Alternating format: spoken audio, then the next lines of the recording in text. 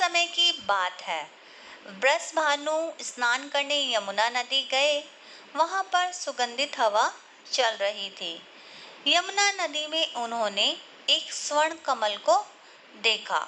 ऐसा स्वर्ण कमल उन्होंने कभी नहीं देखा था। कौतूहल पूर्वक वह स्वर्ण कमल के पास गए तो वहां देखा स्वर्ण कमल में अत्यंत सुंदर बालिका सोई हुई थी। उस बालिका को देखकर महाराज में वात्सल्य की भावना उमड़ पड़ी। उन्होंने सोचा, ये बालिका किसकी है? ये सोचकर वह आसपास देखने लगे, लेकिन कोई नहीं मिला। तभी ब्रह्मा जी प्रकट हुए और बोले, हे वत्स, तुमने और तुम्हारी पत्नी ने कठोर तपस्या की थी ताकि तुम भगवान कृष्ण की संगनी को पुत्री के रूप में प्राप्त कर सको।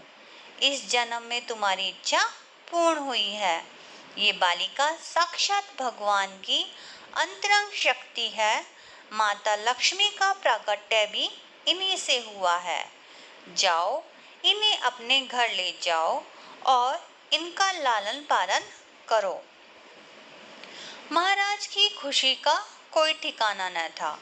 उन्होंने अपनी पत्नी कीर्तिदा देवी को सारी बात बताई। ये सुनकर कीर्तिदा देवी भी अत्यंत खुश हुई। बीतते समय के साथ राधा रानी का रूप अत्यंत सुंदर होता जा रहा था। कुछ समय बाद समस्या आई कि ये नन्ही सी बालिका रोती नहीं है और ना ही अपनी आंखें खोलती है। ऐसा लगता था मानो इस बालिका की श्रवण शक्ति ही नहीं है। ऐसा देखकर महाराज वृषभानु और कीर्तिदा देवी अत्यंत चिंतित रहने लगे। फिर क्या था, उनकी समस्या का समाधान करने नारद मुनि आ पहुंचे। उन्होंने सुझाव दिया कि आप अपनी पुत्री के जन्म पर एक समारोह का आयोजन करें और अपने परम मित्र नंद महाराज को परिवार सहित बुलावें। फिर क्या था, समारोह की तैयारी होने लगी। नंद महाराज को एक विशेष आमंत्रण भेजा गया। नंद महाराज अपने पूरे परिवार के साथ समारोह में पहुंचे। नन्हे कृष्ण को पता था कि उन्हें कहाँ जाना है। वे अपने घुंघरू खनखनाते हुए सीधे राधा रानी के पास पहुंचे। जैसे ही श्री कृष्ण ने राधा रानी को देखा तो उनकी सुगंध से राधा रानी जान गई कि श्री कृष्ण आ गए हैं और उन्होंने अपनी आंखें अत्यंत हर्ष के साथ खोली और श्री कृष्ण का दर्शन किया और रोने लगी।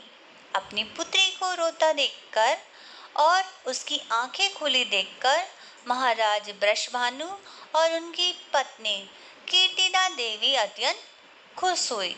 अब उनकी खुशी दुगनी हो चुकी थी। तो भाद्रपद माह की शुक्ल पक्ष की अष्टमी को राधाष्टमी मनाया जाता है। सभी को राधाष्टमी की हार्दिक शुभकामनाएं।